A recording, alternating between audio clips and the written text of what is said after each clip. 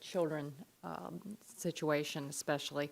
And thank you, Inspector General Grimm, for being here today. HHS is a vital agency with enormous responsibilities that touches the lives of every American. And the agency ensures the health, safety, and well-being of people across the country.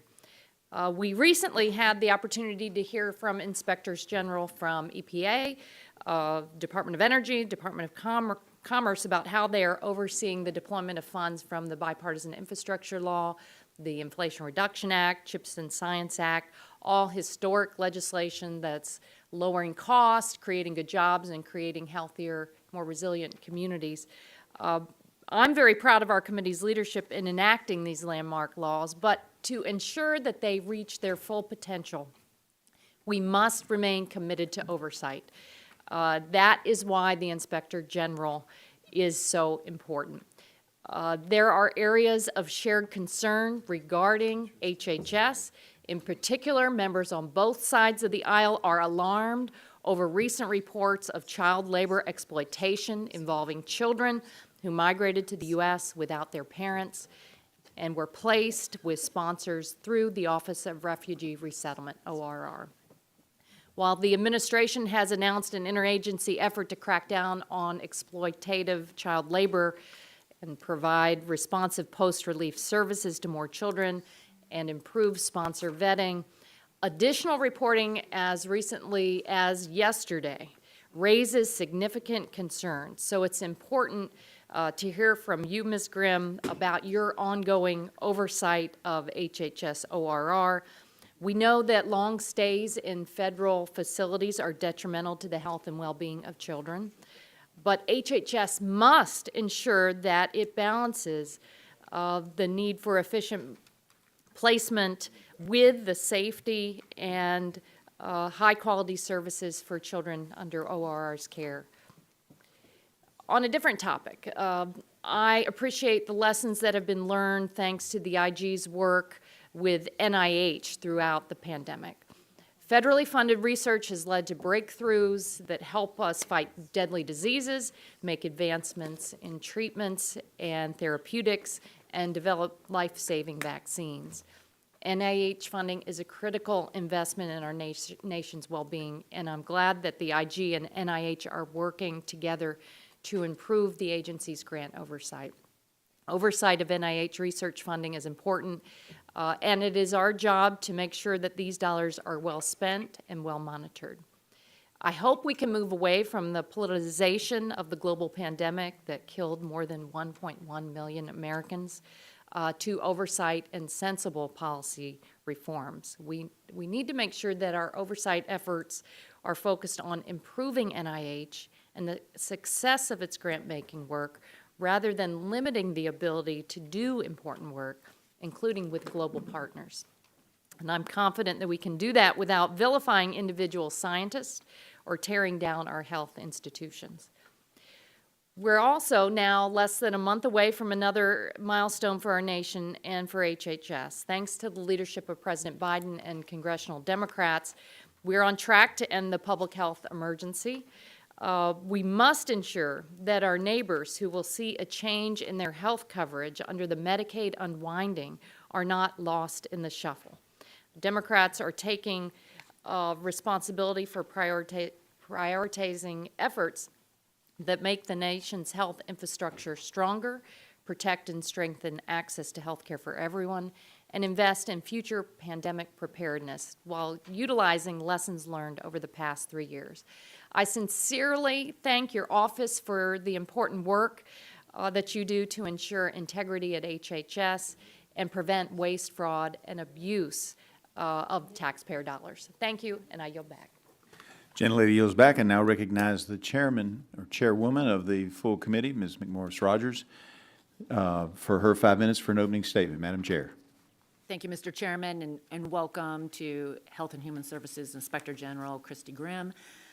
This is the first time in more than 20 years that the HHS Inspector General has appeared before the Oversight and Investigations Subcommittee.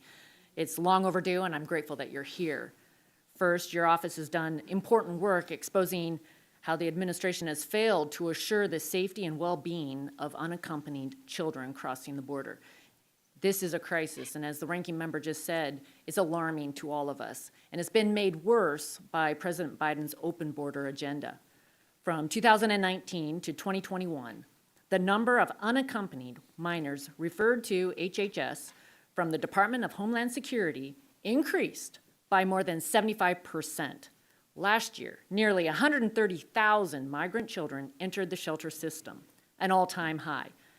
It's more than just numbers. The New York Times investigation has revealed that unaccompanied migrant children are alone and being exploited. These are young teenagers without their parents, working long shifts on farms, in factories, hotels, and on construction sites. According to this Times investigation, HHS caseworkers are under pressure by the Biden administration to quickly process these children. As a result, sponsors aren't being vetted properly, and Health and Human Services isn't keeping track of these children. Quote, overall, the agency lost immediate contact with a third of migrant children. That's tens of thousands of kids who are at risk of further exploitation. And we now know that people were raising the alarm at HHS, including directly to Secretary Becerra.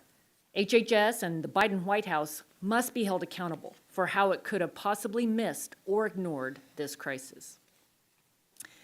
In addition, we'll also focus today on how HHS is spending and managing trillions of taxpayer dollars. This includes how the National Institutes of Health is failing to ensure proper oversight of its grants, especially in foreign countries like in China. We find the HHS OIG audit report about NIH's ineffective monitoring of the Wuhan lab and EcoHealth Alliance very troubling, especially given the risky nature of this research and its potential to start a pandemic. It's unacceptable that today, because NIH failed to effectively monitor the Wuhan lab and EcoHealth Alliance, that key data related to American taxpayer-funded grants is still under the control of the Chinese Communist Party. The American people deserve answers to this and also transparency if this failure to oversee grant funding is pervasive across HHS. Finally, we're asking you to help us provide needed oversight of the Centers for Medicare and Medicaid Services, or CMS. CMS has an annual budget of more than $1 trillion and oversees or administers health coverage for millions of Americans. According to a CNBC report, there is more than $100 billion in fraud each year in Medicare and Medicaid. One criminal raked in millions for Medicare fraud, more than a decade. And he told CNBC, quote, I was low profile, nobody knew me, I had everything, I had houses, I had cars, I had watches, end of quote. In addition, your written testimony discusses that in fiscal year 2021 alone, improper payments made up for 21% of all Medicaid spending. That's one in every $5 spent improperly. These numbers are staggering. Surely we can all agree that we need to ensure the integrity of the federal health programs that so many people, including seniors, people with disabilities, mothers, and those most in need, rely on. With the end of the public health emergency, it is critical that CMS work to reduce the amount of improper payments by Medicaid and Medicare. And I hope to hear how the Inspector General's office will help CMS restore the financial integrity of these programs as we return to normal post-pandemic life. I worry not enough is being done by CMS and that the administration is reluctant to take common sense actions that would reduce the instances of waste, fraud, and abuse. We want to hear more about the recommendations that you have for these vital programs. As I said in our hearing with the Inspectors General, with other federal agencies, responsible stewardship of federal funds should not be a partisan issue. As duly elected members of the People's House, it is our Article 1 responsibility to conduct oversight so the government is responsible to those we serve. That's our goal today, especially for how the administration has made the border and cost of living crises worse. Again, Inspector Grimm, we're really pleased that you're here. Look forward to your testimony regarding some of these most serious challenges. I yield back. Gentlelady yields back. Now recognize the ranking member of the full committee, Mr. Pallone, for his 5 minutes. Thank you, Mr. Chairman. Today, the subcommittee has a real opportunity to conduct important oversight of the Department of Health and Human Services, and I just hope we take advantage of this opportunity to put people over politics. After all, HHS's work is crucial to the everyday lives of Americans. It's tasked with ensuring the health of our families, the safety and development of new drugs, the response to public health emergencies and pandemics, and much, much more. And we're joined today by HHS Inspector General Grimm, whose office has the tremendous responsibility of overseeing the agency's critical work. And it is this committee's responsibility to ensure that HHS has the support it needs to carry out its work. Over the last couple of years, congressional Democrats have worked to provide HHS with the funding and authorities that it needed to address the pandemic and to make health care more affordable and accessible for American families. The American Rescue Plan provided HHS the tools and resources necessary to combat the pandemic by ramping up the distribution and administration of life-saving vaccines. The American Rescue Plan and the Inflation Reduction Act expanded health care coverage and lowered costs through the Affordable Care Act marketplaces, saving the average family $2,400 a year in premiums. The Inflation Reduction Act is also lowering prescription drug prices for America's seniors. And these laws are making a real difference in the lives of the American people. And while we're still losing far too many Americans every day to COVID-19, we have come a very long way, thanks in large part to the hardworking public servants at HHS. Now, the key point of conducting congressional oversight is to examine how best we can improve and support government agencies to ensure they work effectively for the American people. This is particularly important as the public health emergency ends. Emergency programs and authorizations will wind down and return to pre-pandemic operations. It's critical that during this transition, this committee, the IG, and the staff at HHS focus on how to support states and localities, as well as families emerging from the public health crisis. And while we're talking about HHS oversight, I must take this opportunity to say that HHS, and in particular the Food and Drug Administration, face serious threats from extremist Republican-appointed judges. In a case challenging FDA's decades-old approval of the drug mifepristone, these extreme judges are making unprecedented decisions that are not grounded in science or in law. The case is now sitting before the Supreme Court, and on Friday, 253 members of Congress filed an amicus brief seeking to protect the FDA against this unwarranted judicial intrusion.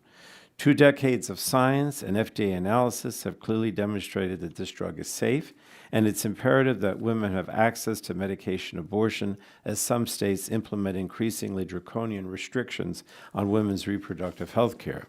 But this lawsuit by right-wing extremists seeks to completely undermine FDA's authority to approve drugs and to damage FDA's hard-earned reputation as the international gold standard in drug approval. Our agencies need to be the ones making the important decisions based on data and science, not partisan judges. And doctors must be able to prescribe safe, approved drugs to their patients without the interference of lawyers. These decisions attempt to undermine FDA's drug approval process and restrict access to FDA-approved medication. That's why all 23 committee Democrats have committed or have requested an immediate hearing in this committee on the unprecedented decisions threatening our healthcare institutions. Scientists are against this radical judicial intervention, the pharmaceutical industry is against it, doctors are against it, and patients are against it. So while I appreciate today's hearing with Inspector General Grimm, the Republican majority should immediately schedule a hearing on this existential threat to FDA's drug approval authority. We simply must examine the impacts of these extreme decisions that place ideology, politics, and judicial activism above science. And with that, I yield back, Mr. Chairman. Gentleman yields back. That now concludes members' opening statements. The chair would like to remind members that pursuant to committee rules, all members' written opening statements will be made a part of the record. Please provide those to the clerk promptly. All right. Now we have the opportunity to introduce our witness today. We want to thank our witness for being here today and taking the time to testify before the subcommittee. You will have the opportunity to give an opening statement followed by a round of questions from members. Today's witness is the Honorable Christi Grimm, Inspector General for the Department of Health and Human Services. We appreciate you being here today and look forward to hearing from you. As you are aware, this committee is holding an oversight hearing, and when doing so, it has been the practice of this committee to take testimony under oath. Do you have any objections to testifying under oath? I do not. She does not. Seeing no objection, we'll proceed. The chair also would advise you that you're entitled to be advised by counsel pursuant to House rules. Do you desire to be advised by counsel during your testimony today? I do not. And seeing no request for counsel, please rise and raise your right hand. Do you promise to tell the truth, the whole truth, and nothing but the truth, so help you God? I do. Seeing the witness answered in the affirmative, you are now sworn in and under oath, subject to the penalties set forth in Title 18, Section 1001 of the United States Code. With that, I now recognize Inspector General Christi Grimm for her 5 minutes to give an opening statement. Ms. Grimm. Good morning, Chairman Griffith, Ranking Member Castor, Chair McMorris Rogers, and Ranking Member Pallone. Also distinguished members of the subcommittee. I am Christi Grimm. I am the Inspector General for the U.S. Department of Health and Human Services. Our mission at HHS OIG is to prevent, detect, and combat fraud, waste, and abuse. Our work helps ensure that HHS programs better serve the American people and that taxpayer dollars are not misspent. Our portfolio is vast and it is varied. Last year, my office was responsible for oversight of over 100 programs and more than $2.4 trillion in department expenditures. We have only 2 cents for every $100 that the department spends. We conduct efficient, consequential, high-impact oversight work with our limited resources, but much more needs to be done to thwart fraud, identify misspent funds, and protect people from harm. To be candid, without more resources, we will be unable to keep pace with the department threats. We risk falling behind and allowing HHS dollars to be diverted to fraud. I'll spend the next few moments briefly addressing the 3 specific areas the subcommittee requested. First, the Unaccompanied Children Program. Ensuring that children are safe is a top priority for me and my office. Unfortunately, our oversight work over the past 2 decades has raised a variety of concerns about the safety and welfare of unaccompanied children in HHS's care. Unaccompanied children enter the U.S. with no parent or guardian to care for them. HHS is completely responsible for their well-being until being released to an adult sponsor in the U.S. A recent report focusing on case management services at the Fort Bliss Emergency Intake Site demonstrates the child safety risks our work has uncovered. At this site, we found many caseworkers lacked experience and did not receive adequate training. We identified that the case management system was lacking in basic capabilities, including helping to screen the adults the children were to be placed with. We found the streamlined process to expedite children's release from the facility may have increased risk of release to unsafe adult sponsors. Finally, we heard from staff that they were reticent to report problems for fear of retaliation. We're now conducting a more comprehensive review of the process used to screen potential adult sponsors. Next, I'll turn to grants management at NIH. We have found consistent weaknesses in NIH's oversight of grant recipients. These include fraud, unallowable costs, and inadequate internal controls and monitoring of grants. For instance, a recent audit found that NIH and its grant recipient, EcoHealth Alliance, did not effectively monitor awards and subawards. The report also found that NIH did not exercise rigorous oversight over potentially high-risk research. While issues related to the type of research in science may be complex, our findings involve common failures of routine grant oversight, like failing to follow up on progress reports. Last, I'll touch on oversight of CMS. The intricacy and breadth of the Medicare and Medicaid programs make oversight complex, challenging, and resource-intensive for CMS. We use a data-driven risk assessment approach to target risks, such as inflated costs, improper or wasteful payments, and poor quality of care. We also deploy sophisticated data analytics and technology to pinpoint and pursue costly and harmful fraud schemes. Yet, despite extensive reviews and enforcement, our limited resources do not allow us to provide comprehensive oversight of Medicare and Medicaid. programs that spend $1.6 trillion annually.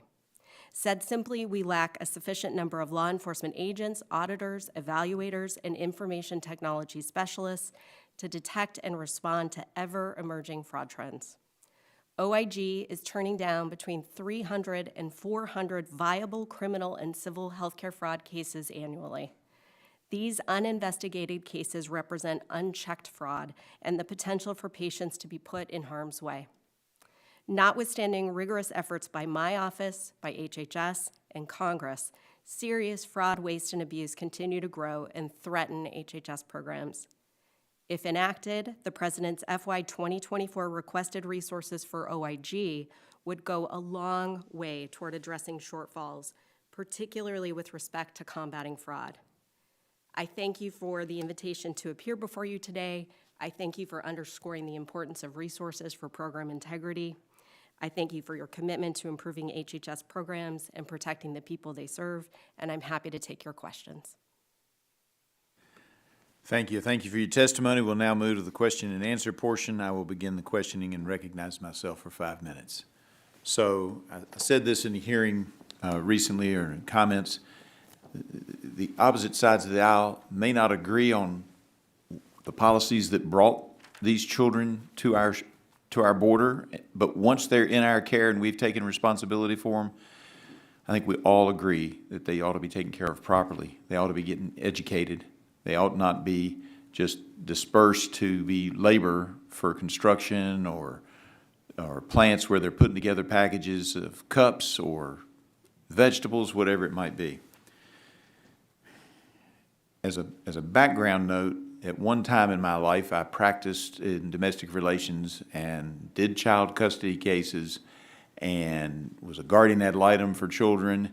And I went to Fort Bliss in 2021, and I started asking questions, and the answers I got were shocking. So I've been raising this issue since that time, but it doesn't seem like it's been doing any good.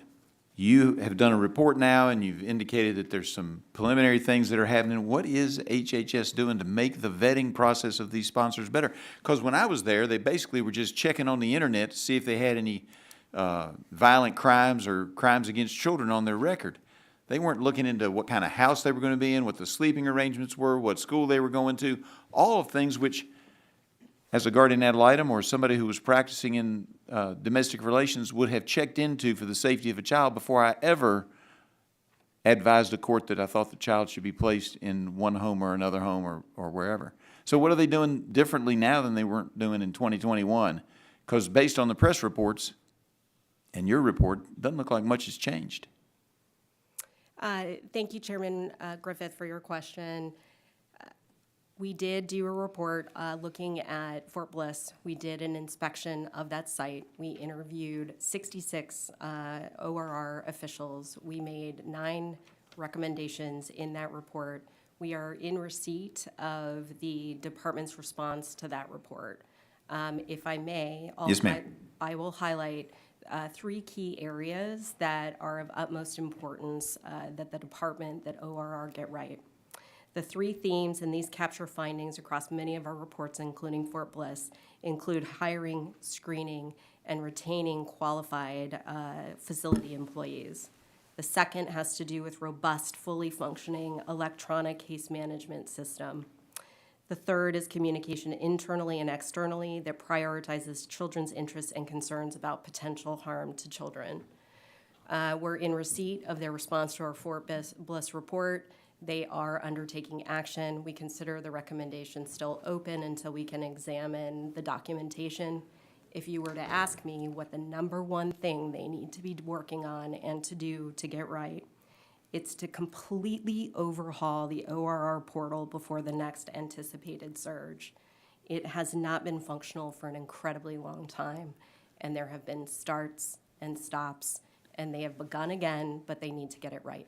And when you say portals, for the folks watching back home, that's the process they use to take children who've come to the border unaccompanied and give them to some kind of a sponsor. I would hope that they would do a better background vetting, because according to the latest report from the New York Times, the administration is taking the position that once they've released them, they no longer have any responsibility. So we better be making sure we're putting them into good homes before we release them, because there were too many reports of kids not being educated, working long hours overnight. One child complained that he would really like to learn how to read, but he can't, and he's been with the sponsor now for a couple of years. It's outrageous. Are they moving in that direction? I know that it's not easy, but are they moving in that direction based on what you've seen? Or is it too early to tell? You raise a number of different dimensions I do. of sponsor screening. I'm going to zero in on our Fort Bliss report.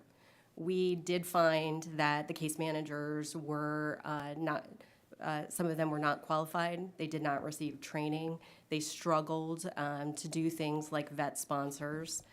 We found that the case management system, the UC portal, that it frequently crashed. It didn't allow for searches of things like addresses and prior sponsors that may have housed children before.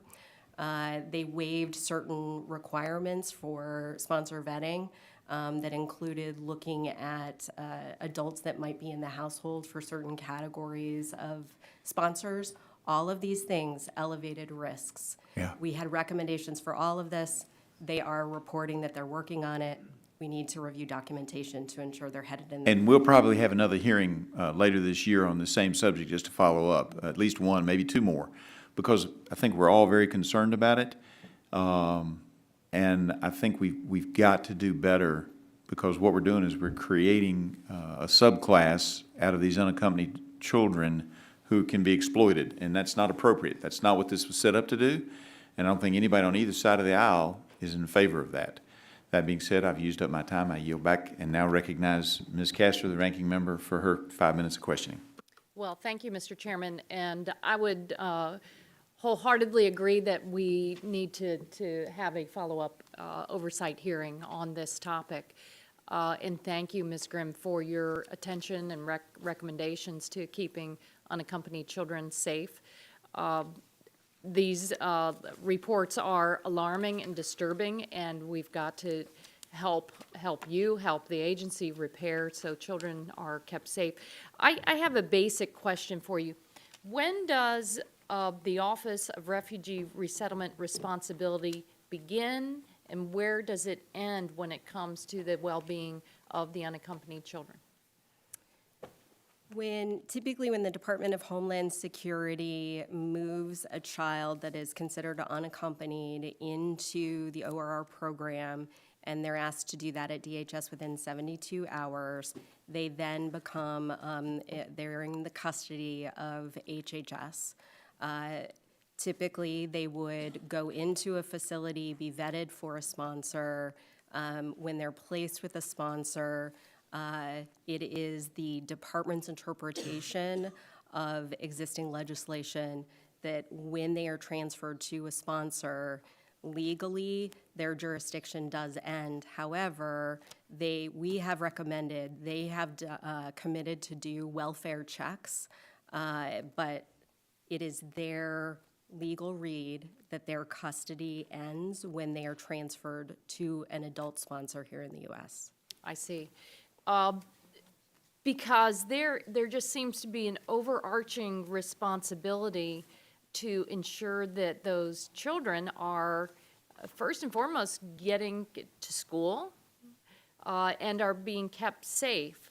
So you're saying that HHS now, they're instituting some of your recommendations for case management and those welfare checks, but is there something additional in the law where we need to spell out succinctly a requirement for those ongoing welfare checks, or is there at that point, is it a state responsibility under the state child welfare laws?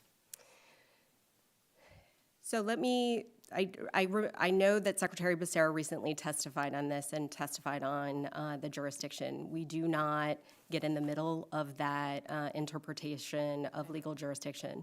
I want to clarify something that I said. There are certain circumstances for certain children where the department does work to connect them with certain social services, medical services. So there's a certain category of children. I do not know all the specifics about that. Okay.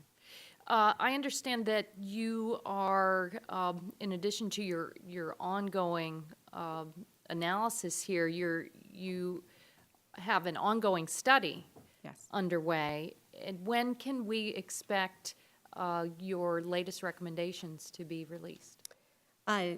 Representative Castor, we have several ongoing studies. The study that I believe you're most interested in has to do with the vetting of sponsors. We have completed data collection. We are developing the findings. I would expect that report to be in draft within the next couple of months. Okay. And I heard you loud and clear, the most critical piece right now to ensure the appropriate vetting of sponsors is the overhaul of the ORR portal. And does the agency, does HHS have adequate funding right now and contractors and to make that happen? The question on whether they have adequate funding, I do think that's a better question for ORR to respond to. As far as why it matters, it is the case management system ORR uses to oversee the well-being and safety of children while they're in care. It's the tool ORR uses to ensure adequate sponsor screening, to ensure children are not placed with labor or sex trafficking situations. It's what they use to track separated children so they can be reunited with parents when appropriate. It's where they monitor incidents of potential physical or sexual abuse while in HHS custody. And all of our experience as an OIG teaches us that you need effective data systems to conduct meaningful oversight. They have responded to us that they have taken, I believe, 70 specific actions for the UC portal. I'll be candid, we've been here before.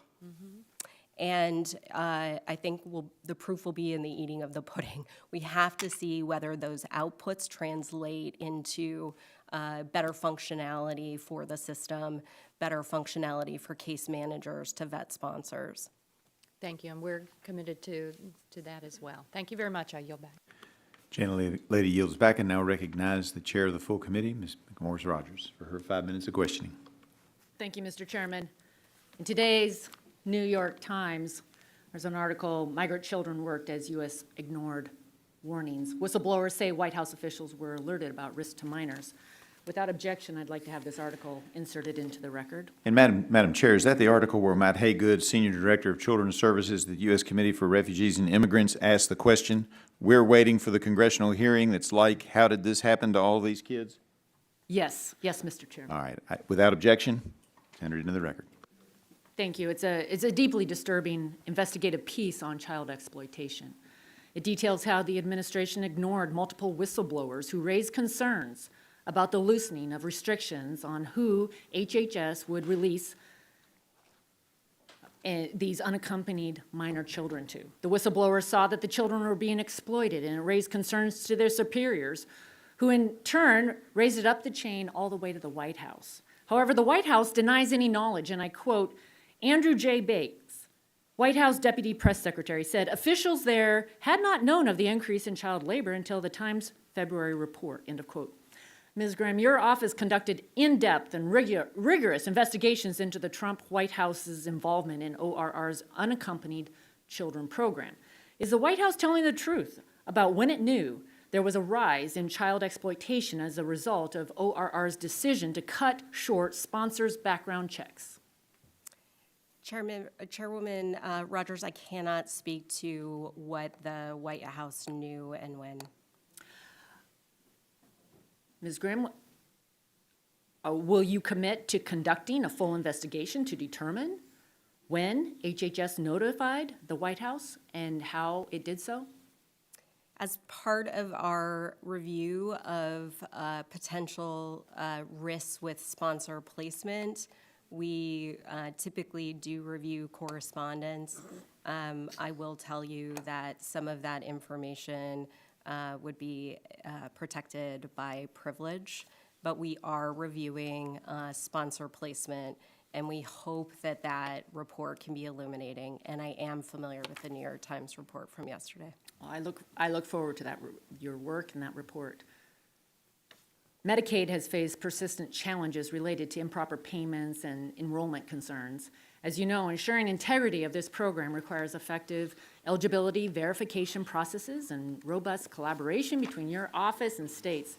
And I'd like to focus on issues related to verifying eligibility for Medicaid. One issue that your office has frequently written about is the prevalence of states paying per member per month to Medicaid managed care organizations for deceased beneficiaries. In simple terms, dead people are continuing to participate in Medicaid at taxpayer expense. I hope I'm on safe bipartisan footing when I say that we should not be paying for care of those who have already passed. And your office seems to agree that we've sought to recoup payments for these claims. Can you speak to what CMS and the states could be doing to mitigate these issues? I can. I think in your opening statement, Chairwoman Rogers, you had pointed to practical recommendations, practical things that CMS can be doing.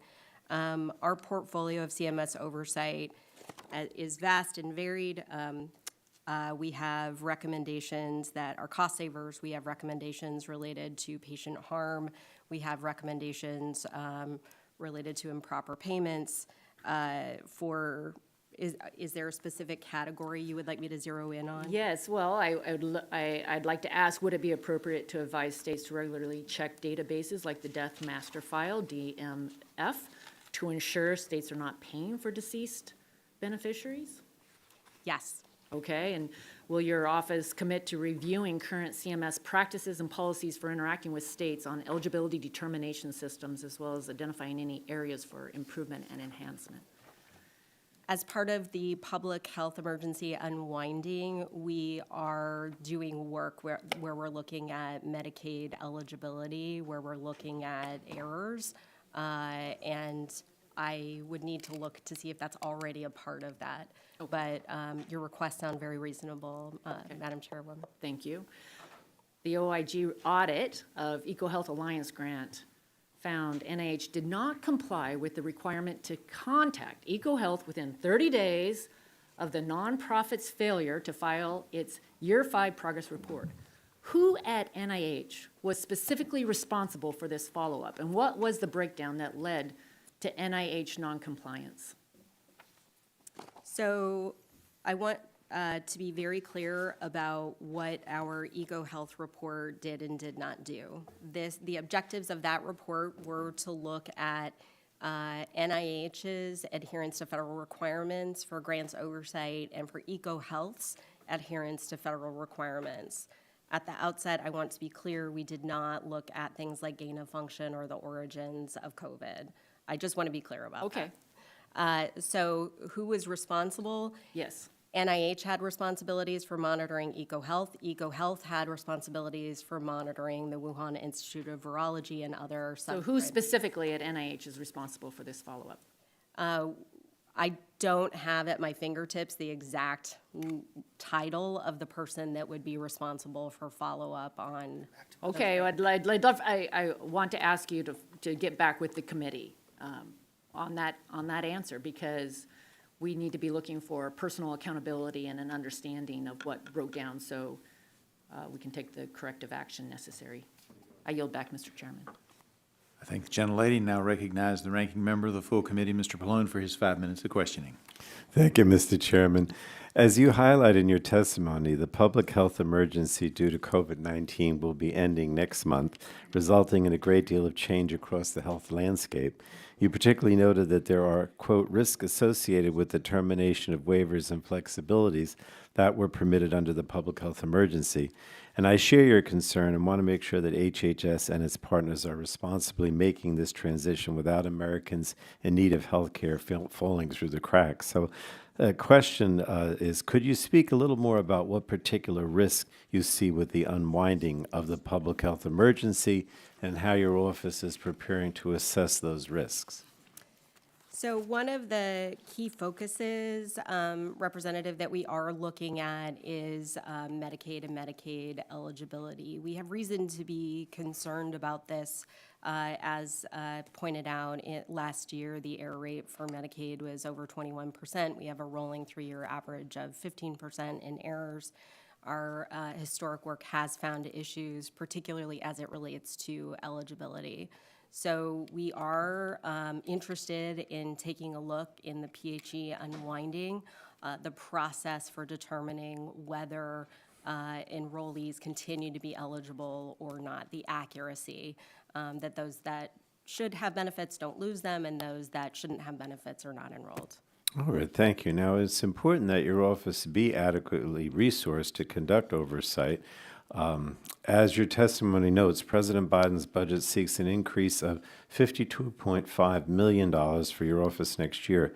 So if your office were appropriated those additional resources, where would you focus on enhancing your oversight capabilities? We would absolutely be starting with investigations. We, as I mentioned, are turning down between 300 and 400 cases a year. The budget, if approved, implemented, would allow us to hire more agents to address some of that case backload. Okay. Now, you mentioned, of course, that rooting out healthcare fraud is essential to ensuring that appropriated dollars are spent where they're actually needed. And you state in your testimony that due to a lack of resources, you, quote, turned down 684 CMS cases for investigation. So can you describe the impact on the healthcare system when you're not adequately resourced to investigate fraud? So those are significant cases that CMS refers over to us. We work closely with CMS, the Center for Program Integrity, and I will note that we have a very positive working relationship. So what that means is that there is unchecked fraud. We triage. I want to assure you that we're not letting in our assessment the highest risk, those that present the most harm or the most exposure to payments and people go unaddressed, but we're not able to get to certain very important cases because of lack of resources. Okay, and then my last question, you also state in your testimony that your fraud investigations can, quote, return stolen money to the American people. Do you have an estimate of how much money your fraud investigations have recovered in prior years? I do. If I could just turn to Take your Amar for a time. minute. So combined expected recoveries for our audits and our investigations last year were $4 billion. The return on investment for expected recoveries is 11 to 1, and that every $1 invested in us, we expect to return $11 to taxpayers, to the trust fund. Oh, that's very impressive. So thank you, and thank you for the important work to uphold the financial integrity of the programs that I think are really essential to long-term health and well-being of all Americans. Thank you, Mr. Chairman. I yield back. Gentleman yields back. Now recognize Dr. Burgess of Texas for his 5 minutes of questioning. And I thank the chairman. And historically, I do want to point out how this subcommittee really has affected a lot of the positive changes that have occurred at ORR going back to 2014. The oversight of this subcommittee has been important. It's important that it be ongoing. Like Chairman Griffith, I am concerned because the ability to release a child to someone who has not been properly checked is of great concern. I adopted a child at one point, and the scrutiny that I was put under as an adoptive parent, I'll admit at times felt intrusive, but at the same time you realize you're placing a vulnerable individual with the care of a family. And then Chairwoman Rogers already put it in the record, but this New York Times article from dated yesterday is one of the most searing and unfortunate recitations that I have ever seen. So I guess it just begs the question. Well, you've got in your written testimony, and you mentioned a report entitled "Operational Challenges Within ORR and the ORR Emergency Intake." of Fort Bliss, and I appreciate you including that reference. I pulled that, and it is apparent from that report that there were some changes in the guidance, the field guidance that occurred. Can you tell us a little bit about that, why that was necessary? Thank you, Representative Burgess, Dr. Burgess, and I do remember coming up to talk to you at one point about unaccompanied children. The changes to the screening, there were reduced safeguards. They removed background checks and identity verification. So let me just back up. This was during the height of the surge in 2021 for the emergency intake facility at Fort Bliss. This guidance did apply more broadly, though. They removed background checks and verification for other adult household members and alternative. Yeah, and let me just stop you there, because that's my concern. Some of this, I mean, who has the authority? Is it the agency? Are you required to follow law as passed by Congress? Or can the secretary or someone just decide, hey, this is too much trouble and we want to do things differently? I kind of knew this was happening. I, like the chairman, I went to Fort Bliss in 2021. I went again in 2022.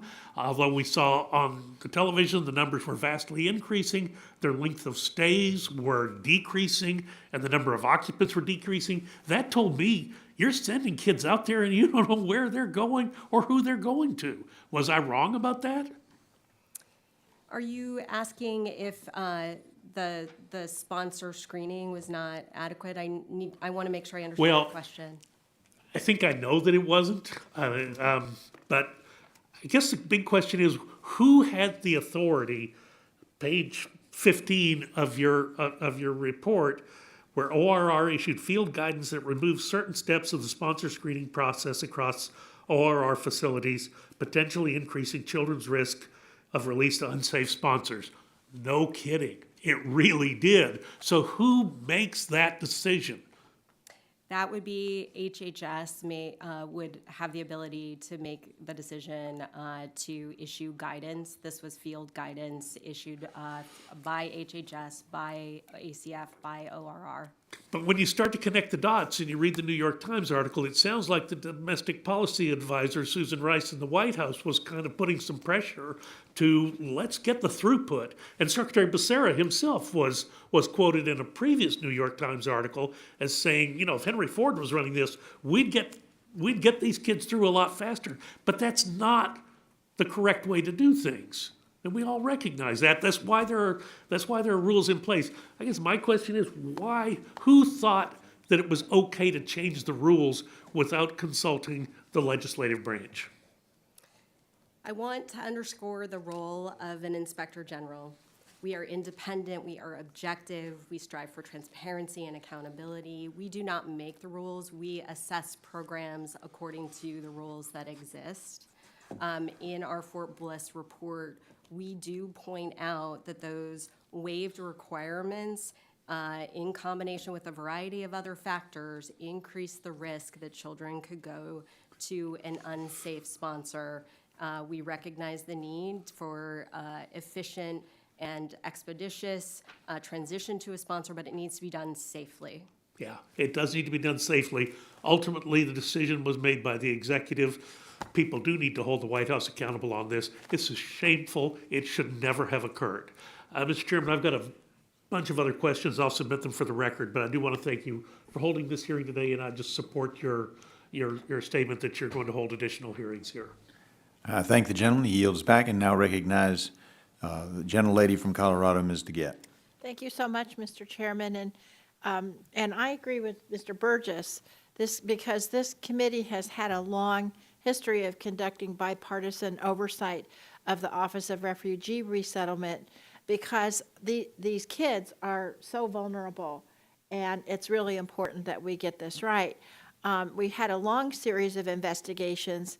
There was a hearing in 2021 that I chaired with the administration looking at the progress that the Biden administration made in reuniting the thousands of separated children that were actually not unaccompanied. They showed, I guess they were unaccompanied, they showed up, but they were with their families. They were ripped apart under the Trump administration policies, under the family separation policies. And so this hearing we had in 2021 was about what was going on with reuniting those kids with their families. And I just want to, Inspector General Grimm, I want to ask you about the current issues, but I always ask for a status update of that because a lot of members of Congress are shocked to learn there are still many children who were taken apart from their families who have never been reunited.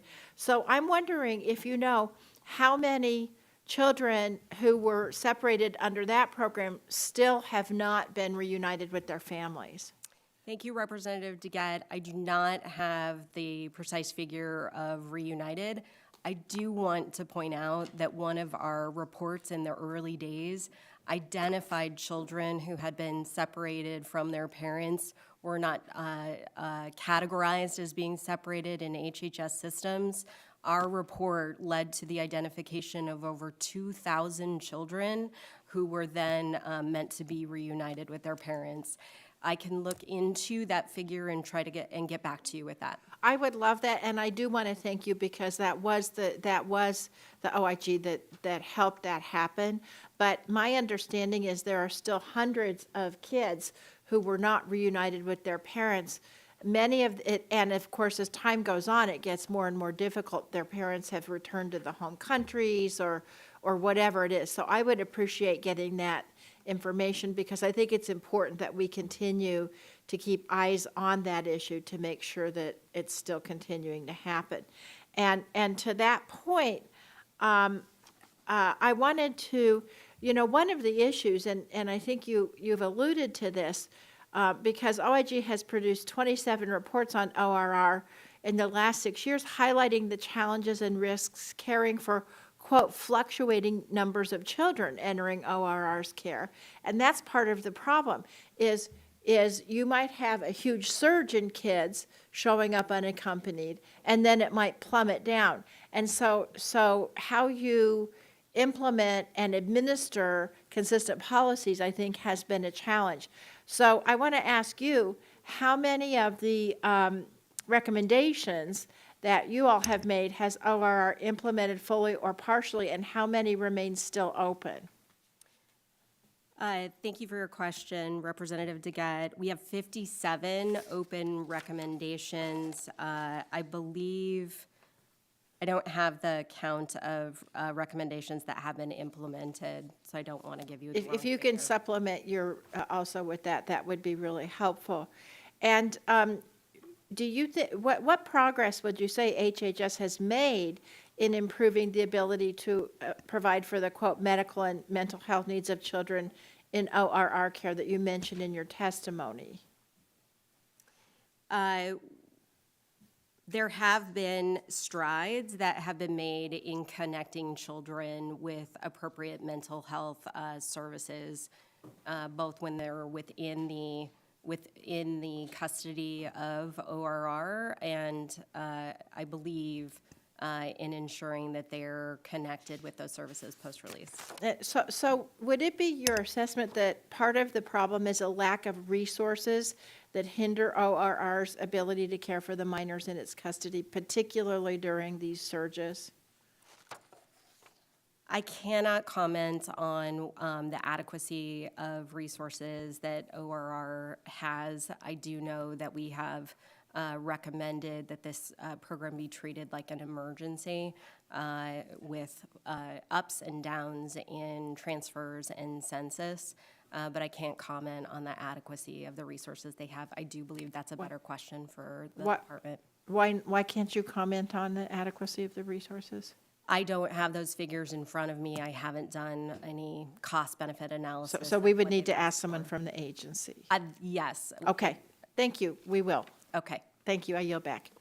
Gentlelady yields back. Now recognize the gentleman from Kentucky, Mr. Guthrie, for his 5 minutes of questions. I thank the chair for the recognition, and I thank the witness for being here with us today. And I want to associate myself with the thoughts that have been expressed by my previous two members. I actually, with Dr. Burgess, we did go to OR facility Fort Bliss, and it is bipartisan. We want everybody to be treated with respect. I'll just point out the issue that that seems to be happening to the children is what, according to the Border Patrol, is what happened for the cartels as they come up through northern Mexico. I know that's not the purpose of this hearing, but we cannot talk about what happens to our children without mentioning the atrocious thing that the border policy, what's atrociously happening to them, that our border policy of attracting migrants to the border is happening to our children, and it's sad. It really is upsetting.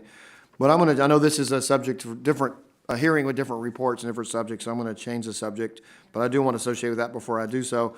On your June 2020 report for the FDA inspection process, and I'll quote from the report, it says, according to FDA, the investigators, supervisors are responsible for ensuring that the investigators are qualified to conduct inspections. FDA did not have written policies or procedures that require supervisors to verify that investigators that were assigned met the right training. I'll get to the question. Are there currently policies in place at FDA to ensure supervisors are aware and notify their lead investigators about these important training requirements, and why didn't they exist prior to your investigation? Thank you for your question, Representative Guthrie. I do not have the specifics of that FDA inspection report in front of me. I'd like to get back to you if I could with more information on your, in response to your question. Okay. So we'll go to warning letters. If we could move to warning letters. It says the warning letters are issued to achieve voluntary compliance. Warning letters are issued only for those violations that may lead to enforcement actions. So again, after FDA's programmatic changes, FDA conducted 9 foreign, for-cause drug inspections that resulted in warning letters. 3 of the 9 letters, 33%, were issued more than 6 months after the inspection date. Were these facilities in the United States or within foreign countries like China? Representative Guthrie, I do not have that report in front of me. I apologize, I cannot speak to the specifics of that report. Okay, so I have some other questions on that report. I guess I have to submit them for the record. So if you have this one or not. So your report notes that the FDA made programmatic changes, follow-up inspections at 6 OAI facilities. It took an average of 460 days versus the average of 329 at 11 OAI facilities. So you don't have that report in front of you either? I do not have that report in front of me. I apologize. Okay.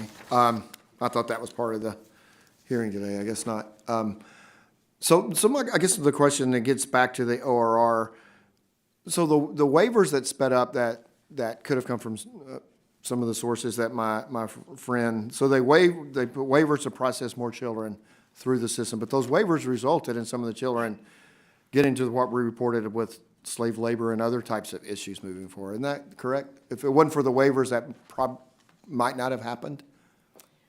The report on Fort Bliss, and I have been down to the border, and I've visited multiple facilities over many years, so I've seen firsthand what these facilities are like. That report for Fort Bliss, it raises questions about the risk, the increased risk by these waived sponsor requirements and vetting processes. It does not reach a conclusion about whether any children were placed in unsafe households. We have an ongoing report that is looking at sponsor placement, and as I explained earlier, that report, I hope that will be out in the next few months.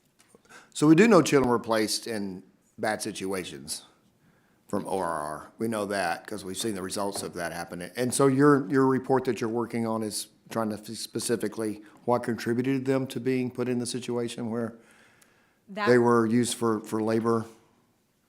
That report is looking more specifically at sponsor placement, at what requirements existed, whether those requirements were followed, and hopefully we'll have some illuminating information on the results of some of those placements. But the requirements that they look at is, as Dr. Burgess said, is that they're family members or someone, but not necessarily whether they have the right home, the right place, the right environment. I mean, you can find an uncle or an aunt that may not be the best person for that person to live with, even though they're blood related, correct? Correct, that they could be placed with a family member. That's not the best circumstances, and we don't check those sometimes you do everything, you check everything you can check, and some people you just don't show up being not in the best situation. But if you don't check the situation, you obviously can put them in the bad situation. One of the waived requirements was waiving looking at certain categories of sponsors and the adults that lived in the household with those sponsors. That is something that we identified as an increased risk for a child being placed with an unsafe sponsor and an increased risk for trafficking issues. Okay, thank you. My time's expired. I will yield back. Thank you for your answers. Gentleman yields back. Now recognize the gentleman from New York, Mr. Tonko, for 5 minutes. Thank you, Mr. Chair. Federal health agencies are on the front lines when it comes to public health crises like that of the COVID-19 pandemic.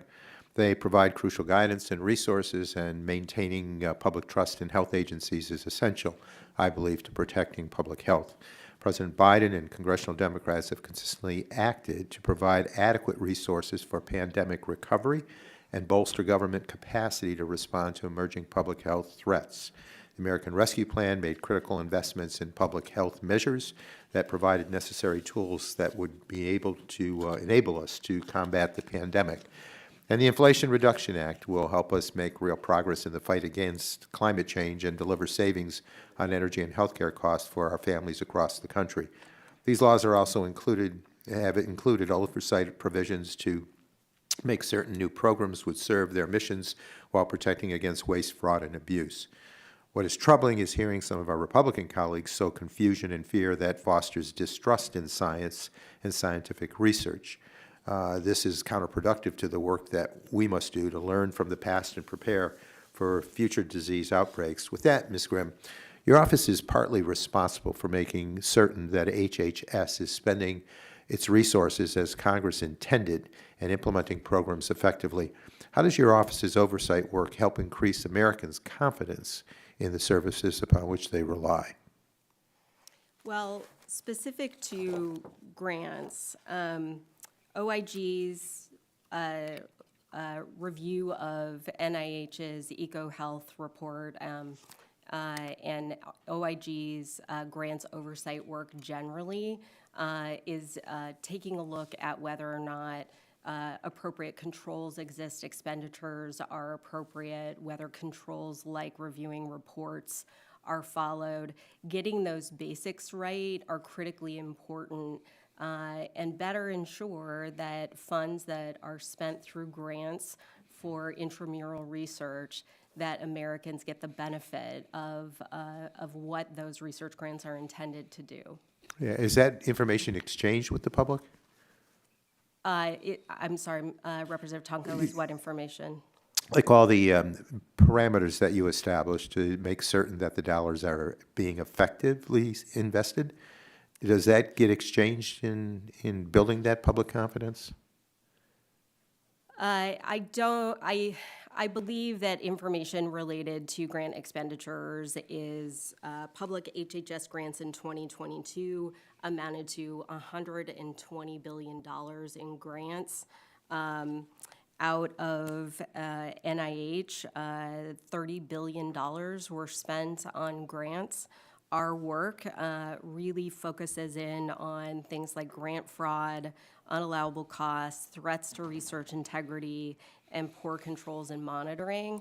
And some of these things, while they sound bureaucratic, are precisely the kinds of things we looked at in the EcoHealth report and found shortcomings that were very concerning related to high-risk research. If basic things like reviewing reports, if basic things like following up on late reports were done, we would have had better confidence in the kind of research that was being done.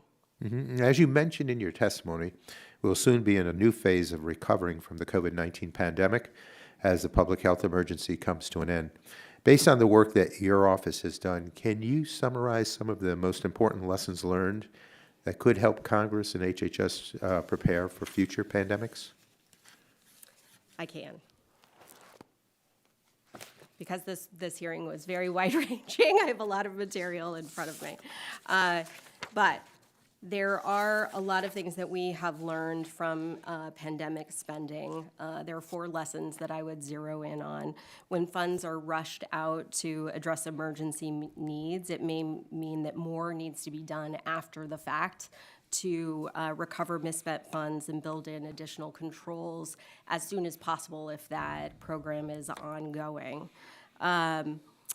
For instance, the HRSA that administered the Provider Relief Fund stood up a program very quickly, and we have recommended now that they go back and do more to look at payments to see if they were appropriate.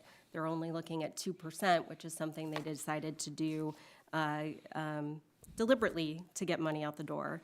Even in emergencies, it's important to bake in as many program integrity safeguards as possible. Inspectors General can and have provided technical assistance and insights based on past work for the American Rescue Program and for other programs. Broad government-wide approach is useful. So the Pandemic Response Accountability Committee, we know that if somebody is taking advantage of idle funds, paycheck protection funds, they are also likely taking advantage, and we have seen this, of provider relief funds as well, and improve data analytics. We need to do a better job of ensuring that data exists and is exchanged across partnerships so that we can more readily and rapidly detect and respond to improper payments and fraud. Mr. Chair, I had other questions that I'll get to the committee and subcommittee, and with that, I yield back. Thank the gentleman. Now recognize the gentleman from South Carolina, Mr. Duncan, for his 5 minutes of questions. Thank you, Mr. Chairman. Inspector General, y'all are busy. Yeah. Got a lot of work to do. I'm going to submit for the record, there are 5 requests from the Protect Public Trust for requests for investigation on a number of things, and I would love for the IG's office to respond on how those are progressing and whether they're even been addressed. Last month, CBS News reported about suspected double billing concerns within the EcoHealth Alliance, an NIH grantee related to its grant from the U.S. Agency for International Development, USAID. According to this report, it appears that USAID OIG had opened an investigation. Has your investigations office reached out to USAID IG office on this matter? I can't comment, Representative, on any ongoing investigations. We are aware of. Are y'all also double looking dipping, and into we are it? in contact with USAID. Y'all are also looking into it as well? We are aware, and we are in contact with USAID. So in addition to USAID, you're just letting them run with it, and you don't have your ongoing investigation then? I am not in a position to confirm or deny the existence of an ongoing investigation, Representative. Thank you. According to NIH documents obtained by U.S. Right to Know under the Freedom of Information Act, the OIG concluded its investigation into EcoHealth Alliance in January of 2021, about 4 months after it was open. A 4-month investigation. Just from my understanding, is this investigation the same as the audit you recently conducted, or are they 2 separate efforts? Representative, I will bring you to a process that our organization has. When something is referred to us, we have our executives that consist of our Deputy for Investigations, Evaluation, Audit. We meet weekly to discuss certain referrals and decide where the best placement is for some of these allegations. The decision was made to do a grants oversight review of EcoHealth, and I think that we have found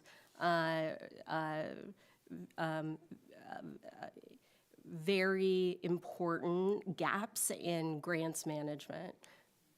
I would not characterize that an investigation was open. and So let closed me in ask you 4 this. If your investigation ended in January of 2021, why didn't you issue the audit findings until this January 2023? I would not I would not agree with that characterization. 2 years? I would not agree with that characterization, Representative. We decided The to dates look don't at, lie, ma'am. I'm sorry? The dates don't lie. You ended your investigation January of 21, released the audit findings in January of 23. We don't comment on ongoing investigative matters, so I wouldn't, So this is still ongoing then? we do not comment on ongoing investigations. Okay. So I'm going to take that as a yes, because you issued your audit findings in January of 2023, but you can't answer my question, so I'm assuming it's still going on. 4 months is an extremely short time frame for OIG investigation. Why did your office close this investigation so soon when more and more documents were coming out about EcoHealth grants? Our EcoHealth report reviewed 7 years' worth of documentation, grants, guidance, emails. If we were to have found something that warranted an investigation, we would refer that over to our Office of Investigations. Okay. But apparently the investigation's still ongoing because you can't answer questions about it, so I'm assuming that you found more than 7 years' worth. Would that not be a good assumption? Representative, I cannot comment on the existence Last of an question on this ongoing issue. I guess you investigation, can't comment. whether it exists or it With does respect not. to this audit of EcoHealth, is it true that NIH only permitted your audit team to review already produced FOIA documents? I do not believe that that is accurate. The access rights for OIGs are incredibly broad. We have access to materials that are, I believe, beyond what FOIA would allow. What other documents did your team review as part of that audit? For EcoHealth Alliance, Yes. we reviewed 7 years' worth of grants information for EcoHealth grants. We reviewed 3 grants. One of those was for the Wuhan Institute of Virology. We reviewed all grants guidance. We reviewed emails, correspondence. So there was a reviewed grant interviews. directly to Wuhan Institute of Virology? Not from NIH. They were a sub-award of EcoHealth. Okay. Mr. Chairman, I yield back. Thank the gentleman. And now recognize Ms. Lesko of Arizona for her 5 minutes of questioning.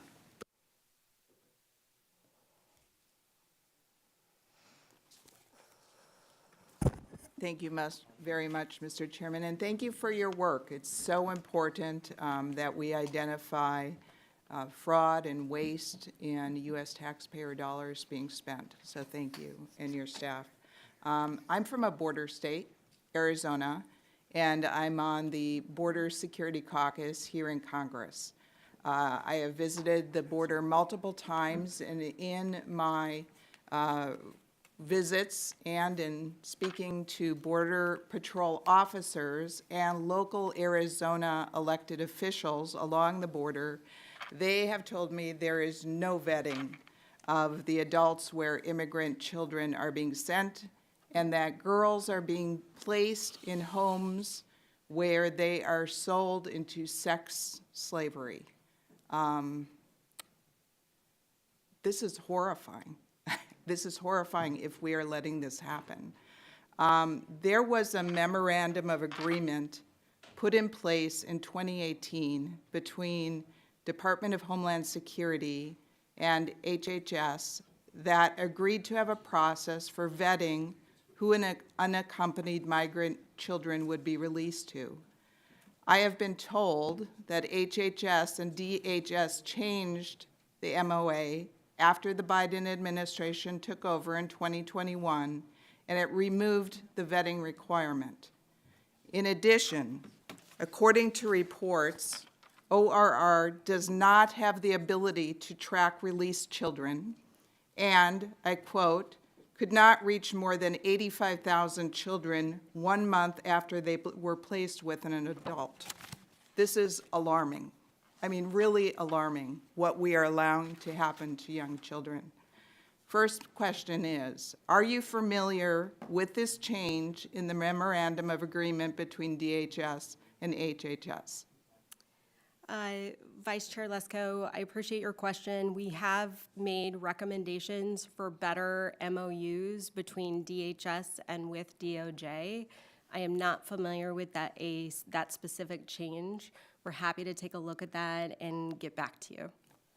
My next question is, how are sponsors vetted now? That is a great question, Vice Chair Lesko. I do not have at my fingertips the exact guidance that is now being used to vet sponsors. That would be a better question to ask of ORR. I can tell you, though, that our report looking at vetting of sponsors will illuminate, hopefully, what risks exist in placing children with sponsors and what risk exists with the current processes being used to vet sponsors. Our reports have consistently recommended rigorous vetting of sponsors. Well, I hope somebody listens to your recommendations because this is truly alarming. It's truly alarming if the United States of America is allowing girls to be sold into sex slavery and not vetting who we're sending these people to. So thank you for your investigation on that. I have a question, changing subjects a bit. The HHS Health Resources and Service Administration manages the Countermeasures Injury Compensation Program, called CICP. It's charged with compensating those injured by the COVID-19 vaccinations. Very few cases, however, have been approved for compensation, and many cases have been sitting for a couple years now.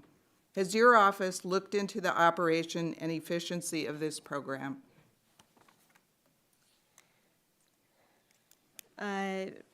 Representative Lesko, we do have work that looks at the Provider Relief Fund and the Uninsured Fund. Both are programs that are administered by HRSA. We have work looking at, across many different audits that are touching about 50% of payments that have gone out from HRSA. Accuracy of payments in many instances would look at whether or not they were appropriately approved or appropriately denied. I am not familiar with this specific type of claim. Let us look at what our ongoing work is looking at, and we'll get back to you to see if this is touched on. Thank you very much. My time has expired, and I yield back. Thank you, gentlelady, for yielding back. Now recognize Ms. Kamick of Florida for her 5 minutes of questioning.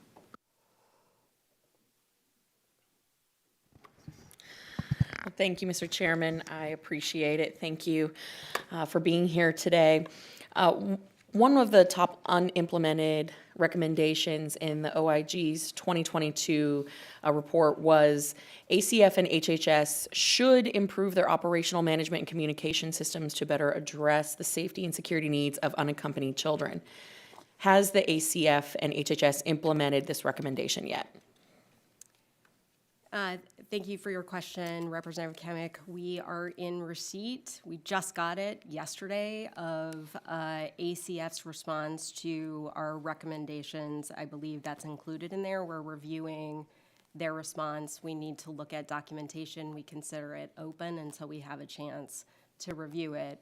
But it looks like what they're providing, if they can substantiate it, we would clear that recommendation.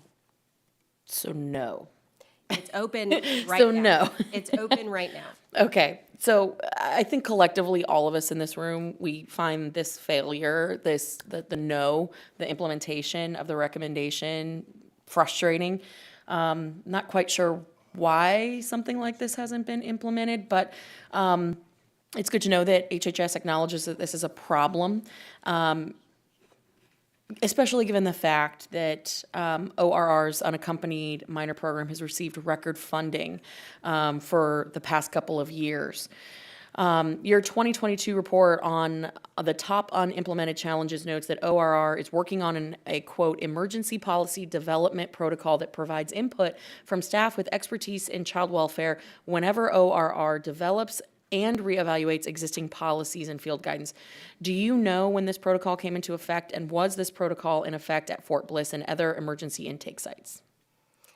I don't know whether it was in place at emergency intake sites, but it was something that we recommended. It's something that ACF agreed with. It's something that they are claiming that they have addressed, and we're reviewing documentation. Would you provide feedback to the committee on getting an answer on this of whether or not it was or not, since you said you're not sure?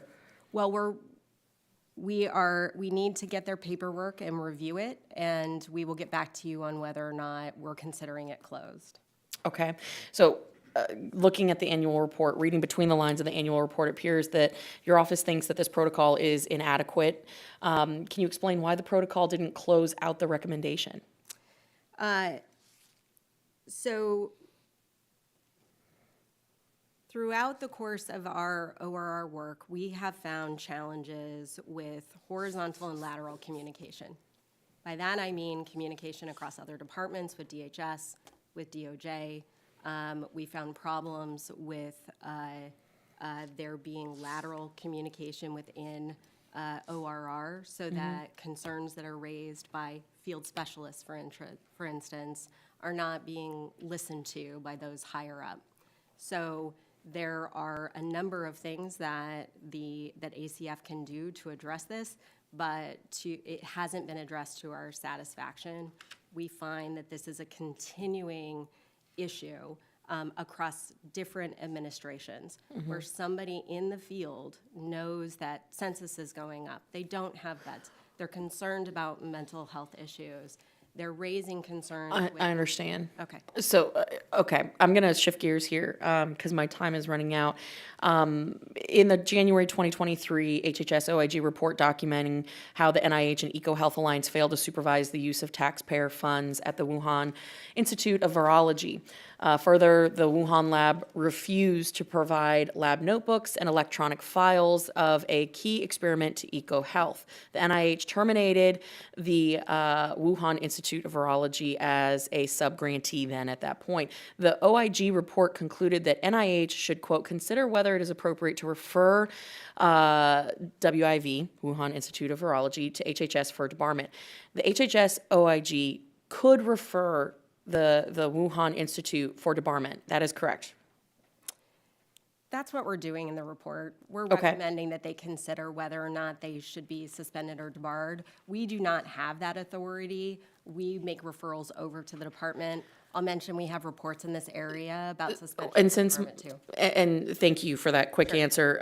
So then with that, has your office followed up to see if NIH will refer the Wuhan Institute of Virology to HHS for debarment? Their response is not due until July on that report. It is my understanding that they are considering suspension and debarment. Okay, thank you. My time has expired, Mr. Chairman. Thank you. Gentlelady yields back. Now recognize the gentleman from Texas, Mr. Crenshaw, for 5 minutes of questioning. Thank you, Mr. Chairman. Thanks for being here. My big concerns is, whether is the excessive and increased funding that we're giving HHS being spent wisely. There's a couple areas I want to focus on. One is the FDA. The approval time for new cancer treatments is remarkably long, on average 7 to 12 years. HHS handling of refugee settlement, that's another problem I want to talk about. Let's talk about these NIH grants, though. This is a topic near and dear to me where, we have a major budget increase for cancer research, but not a clear direction for the administration on how we're speeding up approvals of new cures and therapies. So, do you know what portion of NIH funding goes to cancer research? My understanding is it is $7.6 billion on cancer-related research out of NIH. Yeah. And, how in the weeds does your office get in figuring out how that's spent and then developing metrics for how effective that money is spent? We do not have any ongoing Representative Crenshaw work looking at cancer research out of NIH. Okay, I would urge you to. Let's look at childhood cancer drugs, for instance. On average, 6.5 years longer than the approval for adult cancer drugs. Why? That would be a great question to ask. If we're going to increase funding for NIH and FDA, and we should know what we're getting for it. But the IG doesn't have any opinion on this, whether we're using those funds effectively at all? We just don't have any ongoing work looking at it. We're happy to I would love for my folks to come up and talk to you about some of your concerns. We do have work looking at different processes that FDA has, including the accelerated pathway program, and we had some findings in that space. But we don't have anything specific to cancer research. Okay, yeah, let's talk more broadly. So findings in that space, do you have a quick idea of could you tell us about that? Well, OIG's mission is to ensure that taxpayer dollars are spent appropriately, and so our work looking at grants management ensures oversight so that taxpayer dollars on grants, and in the instance you're citing, grants specific to cancer research. No, I said talk more broadly. You said you had findings in the space of the accelerated approval program. What were the findings? Oh, I'm sorry.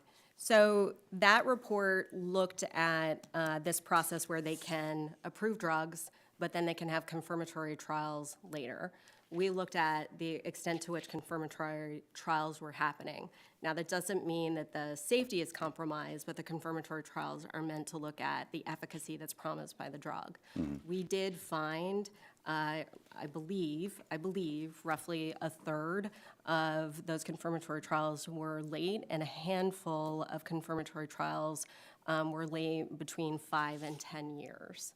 So, as a general matter, what OIGs do is take a look at whether there's adherence to requirements. We do not set policies. I cannot force FDA, CMS, NIH to take the recommendations we make. We make recommendations and they decide to take them or not. But in that report, we looked at how they were following their rules and the time that it took for these confirmatory trials to happen. Yeah. There's also many rules surrounding the extent to which the FDA has to communicate with its customer, whoever's seeking drug approval. And have you done an investigation on how effective that communication is, quality of communication? Because that's my number one complaint I hear about. People don't, it's like a black hole. They can't get answers from the FDA. They have timelines for their investors, for their products, and they can't get a single answer from these people. Is there any investigations ongoing in that regard? We have work looking at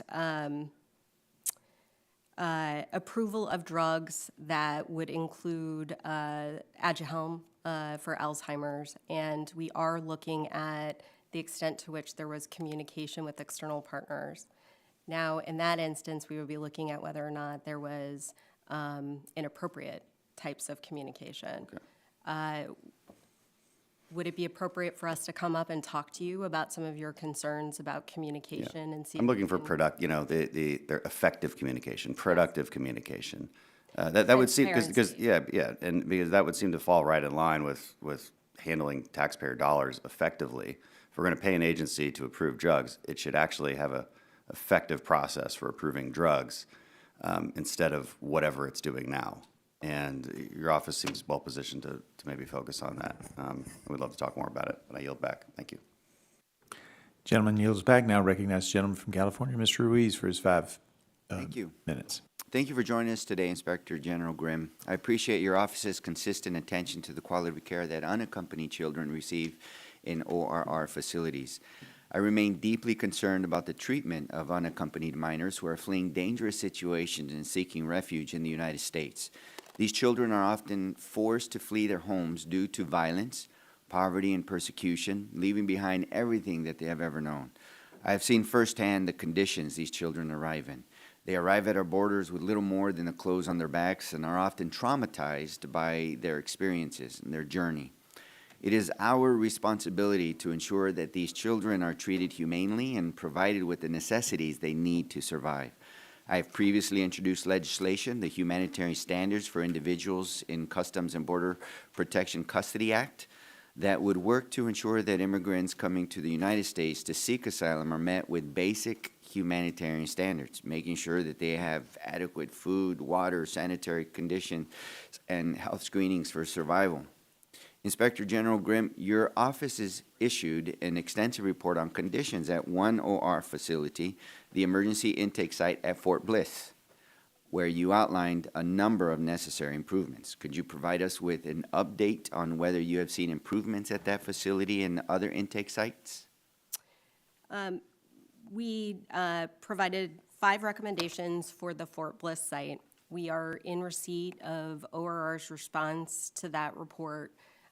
We are reviewing documentation to determine if the recommendations related to securing qualified case managers, that these case managers get comprehensive training and support, that emergency policy development protocol to allow for input from staff with expertise in child welfare, for usability and search capacities within the UC portal, and for ORR employees and contractors and grant recipients to be informed about whistleblower protections, And We has any of have- that been implemented? They are claiming that they have taken steps to address all of our But you haven't recommendations. seen the changes? And we are reviewing the documentation. We just got it, I believe, yesterday. So having examined the Fort Bliss intake site in such detail, what resources do you think your office or Congress can provide to ensure that unaccompanied children are treated humanely while in ORR custody and provided with the necessary medical services they might need? Well, we are, I'm trying to find, I'm sorry, our request for resources. We are falling behind, Representative, in our ability to keep pace with the growing number of programs at HHS. The President's budget for FY 2025, if implemented, would provide OIG with much-needed resources. We have a legislative proposal in there in A19 that would rebase the Healthcare Fraud and Abuse Control Act. We have a request in for additional resources to provide oversight for the over 100 programs outside of Medicare and Medicaid. We have not kept pace. Okay. We have less than 2 cents for every $100. So clearly, there's more resources that are Yes. needed. And now I want to turn to the importance of post-release services. Children can require a range of post-release services depending on their individual needs. Many of these minors have experienced violence, abuse, and neglect and require specialized care and support to heal from their trauma. Recent reports indicated that there is some inconsistency of services available to children after they have been placed by ORR with a sponsor. While I am pleased to see that HHS has committed to the goal of extending post-release services to all children after release from ORR care within 2 years, I want to be sure that ORR has the proper resources, training, equipment, and staffing they need to meet these children's needs. Based on OIG's past or ongoing work, could advancing efforts to provide post-release services have a positive impact on the safety and well-being of the unaccompanied children who have been placed in the care of a sponsor? I'm not, we do not have any ongoing work looking at post-placement services.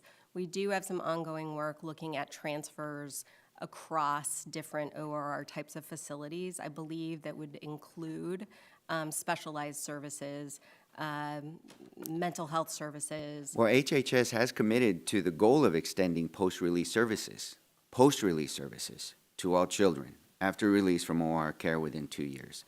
So I think that we should go back and sense what that commitment is, what's necessary to be productive members of our society, as there is issues that from trauma that can lead individuals into behaviors that are harmful to themselves and to others. And so that's why we need to address the post-traumatic stress.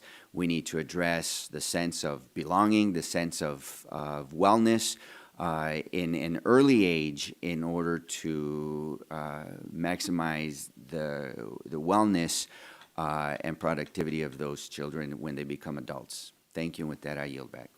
Gentleman yields back, and now if the witness will be so kind, we're going to have some wrap-up questions by both the ranking member and myself, and I'll recognize Ms. Castor for her follow-up questions. Well, thank you, Madam Chair, and thank you again to the Inspector General for being here. In your testimony to us, you say on protecting health care, decades of HHS OIG enforcement and oversight prove the adage that fraudsters follow the money. When looking at a number of the CMS initiatives that are administered with the states and private insurance companies, you say program risks in Medicare and Medicaid can have huge impacts on enrollees and their access to necessary care, and potentially result in improper payments that cost taxpayers hundreds of millions of dollars.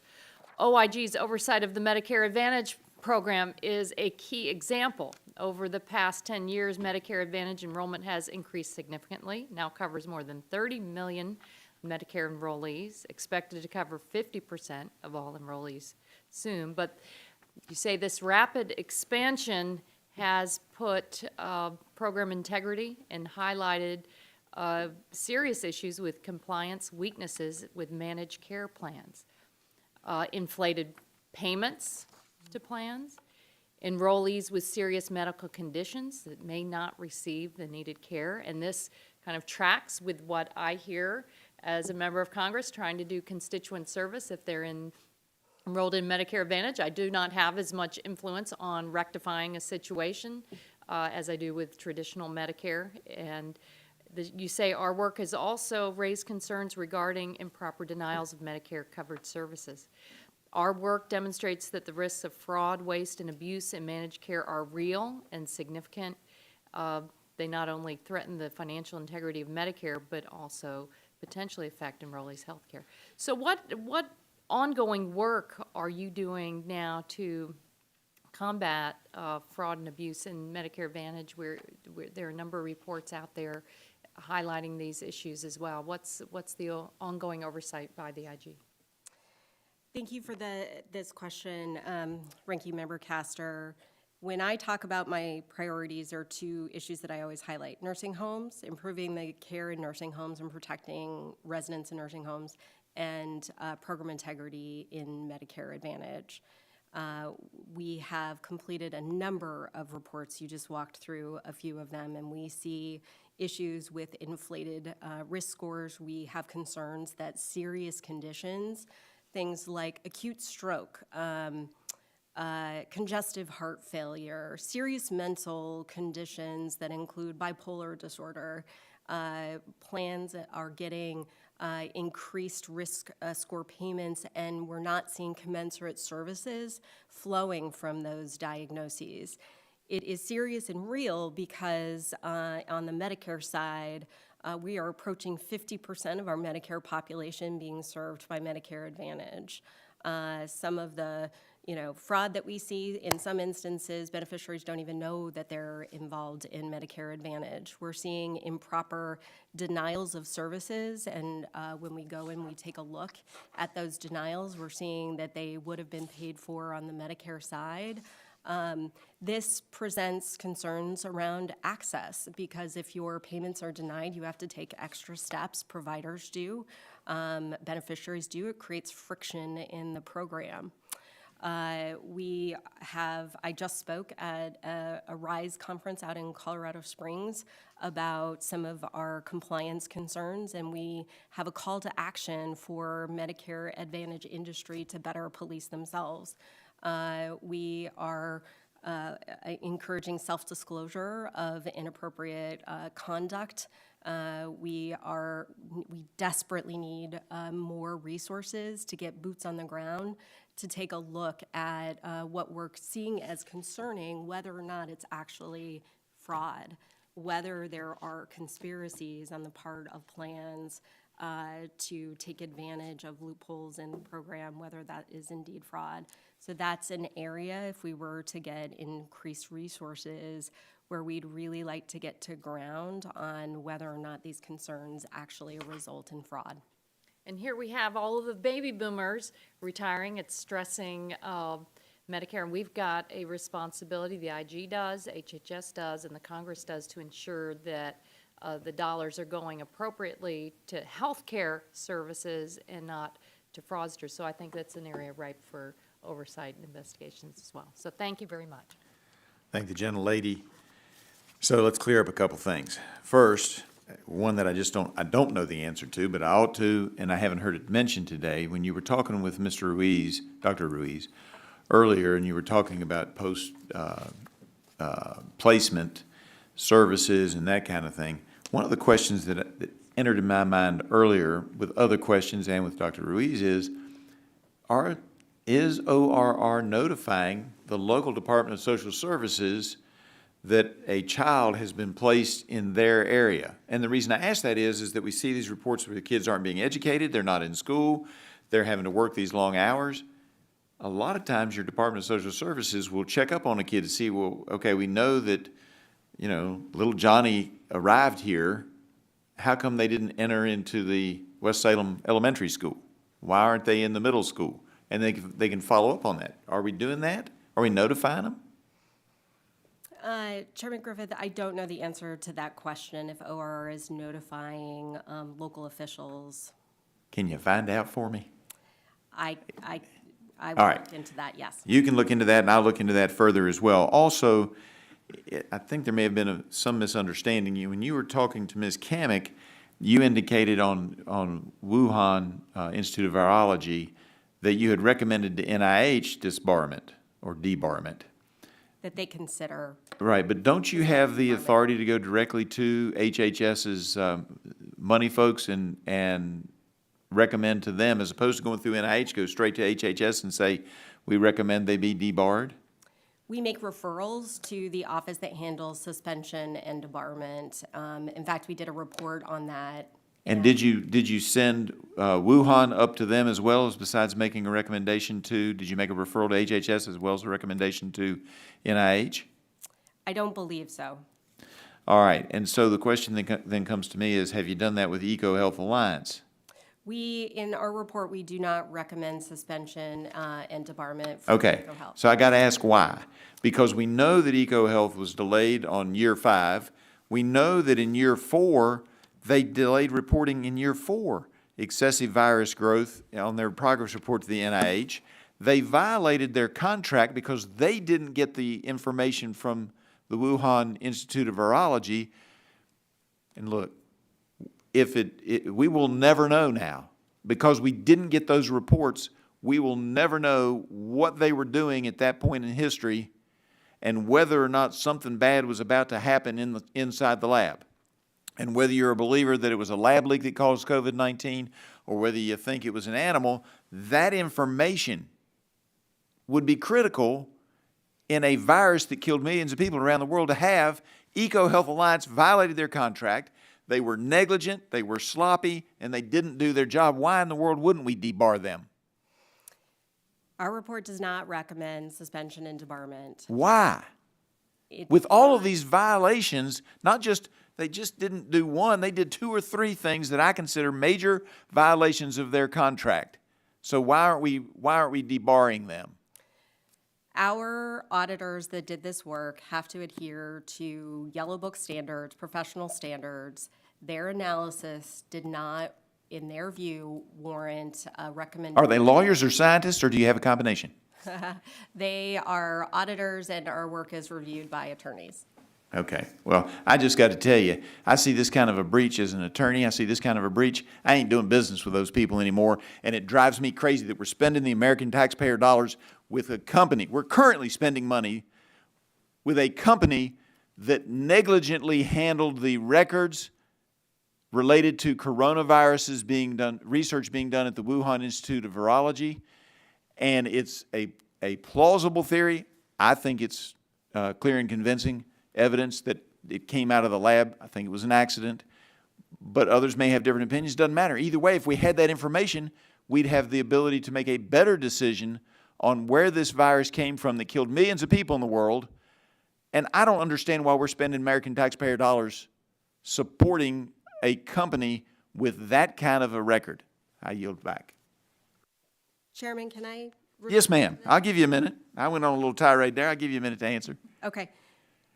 The report points out a number of issues that the department itself could take action and suspend and debar EcoHealth Alliance. We don't say they shouldn't suspend and debarment.